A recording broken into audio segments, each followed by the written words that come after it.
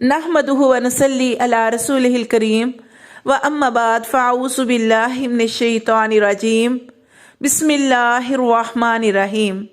अस्सलामु अलैकुम व रहमतुल्लाहि व बरकातुहू। आज इंशाअल्लाह तबारक व तआला मैं आपको एक कुरानी आयत है उसके बारे में बताऊंगी कि इज्जत की हिफाजत करने के लिए ये आयत जो है बहुत ज़्यादा पुरअसर है कि आप चाहते हैं कि अल्लाह ताला आपकी इज्जत बढ़ाए, आपके मकाम को बुलंद करे। और इसके अलावा अगर कोई दुश्मन है आपको बदनाम करना चाहता है, आपकी इज्जत को खाक में मिलाना चाहता है और आप हक पे हैं, तो आपने इसको पढ़ना है।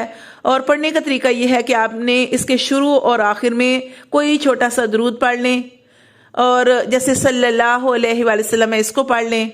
और इसके बाद आपने इस आयत को 41 मरतबा पढ़ना है, सुबह भी और शाम को भी।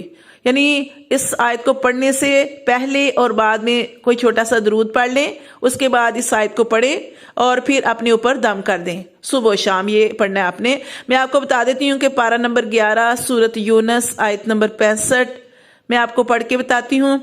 अऊज़ु बिल्लाहि मिनश शैतानिर रजीम बिस्मिल्लाहिर रहमानिर रहीम वला यहज़ुनका क़ौलुहुम, और ना गमगीन करे तुझे उनकी बातें।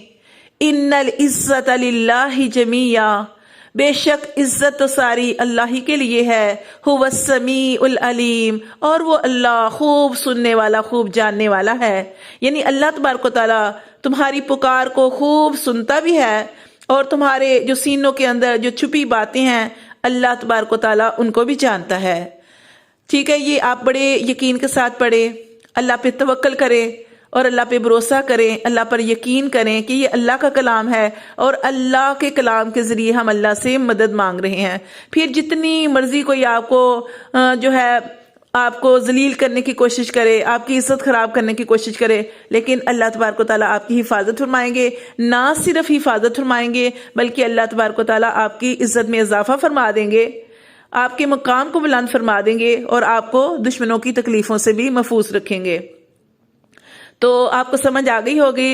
और मैं आपको ये भी बताना चाहती हूँ कि ये जो आयत है ना, इसको तकरीबन मुझे 4-5 साल हो गए पढ़ते हुए, और यकीन करें कि अल्हम्दुलिल्लाह इसकी वजह से अल्लाह तबारक व तआला ने जो है इज्जत भी अता फरमाई है, और मैंने अब इसको अपनी ज़िंदगी का हिस्सा बना लिया है और मैं इसको पढ़ती हूँ। और जब तक मेरी ज़िंदगी रहेगी इंशाअल्लाह तबारक व तआला मैं इसको सुबह शाम इसी तरह पढ़ती रहूँगी।